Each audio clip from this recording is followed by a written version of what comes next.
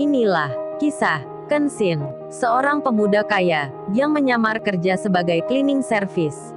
Versi Kaori TV, episode 221. Kenshin, yang saat ini ada di tempat parkiran mobil. Dirinya kini sedang ada di luar. Sambil melepaskan jaketnya, Kenshin itu bersandar pada dinding. Ia melihat kanan kiri yang penuh dengan mobil-mobil. Lalu ia pun ditanya oleh seseorang yang juga sedang menunggu.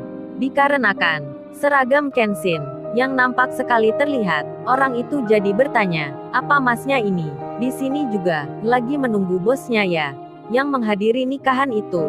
Kenshin menjawab dengan rada tersenyum. Lalu ia berucap, "Iya pak, saya memang lagi nungguin dia."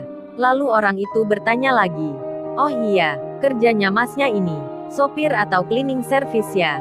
Kok malam gini masih memakai seragam ini?" Kenshin menyahut, "Saya kerjanya cleaning service pak, tapi kebetulan saat ini diajak sekalian nganterin." Orang itu pun lalu berkata, "Oh jadi gitu ya, masnya juga merangkap sopir? Ya gimana lagi ya, kita ini hanya pekerja biasa, orang bawahan, yang tak punya jabatan, selalu menuruti apa kata majikan, tak mengenal waktu, pagi, siang, sore, malam. Kalau majikan bilang, ingin kemana, minta diantar, ya kita nganterin. Saya aja sudah kerja jadi sopir hampir 20 tahun lebih. Ya gini-gini aja, masih tetap sama seperti dulu." Kemudian orang itu bercerita tentang semua pekerjaannya saat pertama kali hingga saat ini. Kenshin pun menyimak, mendengarkan cerita dari bapak itu. Lalu tiba-tiba, di balik mendengarkan kisah, Kenshin melihat seorang wanita yang keluar dari pintu utama. Rupanya itu Rena, yang sedang berjalan dengan memakai syal putih, bajunya berwarna merah. Si Rena itu sedang berjalan menuju jalan raya. Kenshin pun memperhatikan di setiap langkahnya. Tak lama kemudian, mobil taksi pun berhenti di depannya. Si Rena pun naik, meninggalkan tempat ini.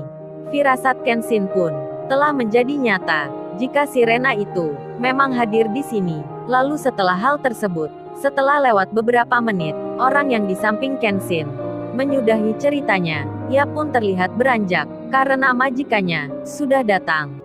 Kenshin kini sendiri di tengah itu. Tiba-tiba handphonenya berdering. Rupanya ayahnya yang menelpon.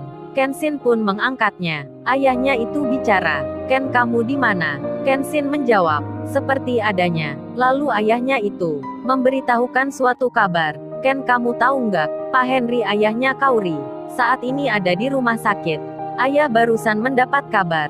Katanya sewaktu pulang kerja, beliau mampir dulu ke minimarket. Saat turun dari mobil, tiba-tiba terjatuh. Katanya tak sadarkan diri. Nah sekarang ini sedang lagi dirawat. Ayah akan ke sana." Ayahnya Kenshin menyebut alamat rumah sakitnya. Lalu Kenshin bertanya, "Kabarnya sakit apa ya?" Ayahnya pun menjawab, "Ada yang bilang karena jantung." Kenshin pun mengerti. Rada kaget dibuatnya. Pembicaraan pun selesai. Setelah itu, ia pun segera menelpon Kaori. 1, 2, 3. Panggilan telepon itu belum diangkat juga. Dicoba lagi berkali-kali. Sampai berulang-ulang. Teleponnya Kenshin itu tak juga mendapat jawaban.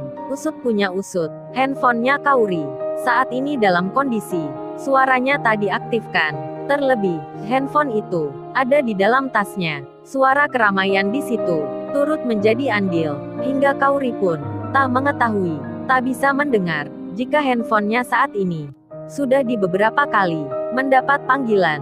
Dikarenakan tak ada jawaban dan rasa tak sabar hati, Kenshin pun segera memutuskan untuk menemui secara langsung.